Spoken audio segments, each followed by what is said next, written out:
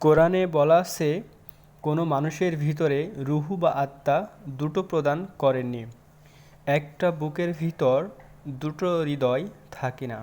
একজন মুসলমান দুজনকে কখনো ভালোবাসতে পারে না।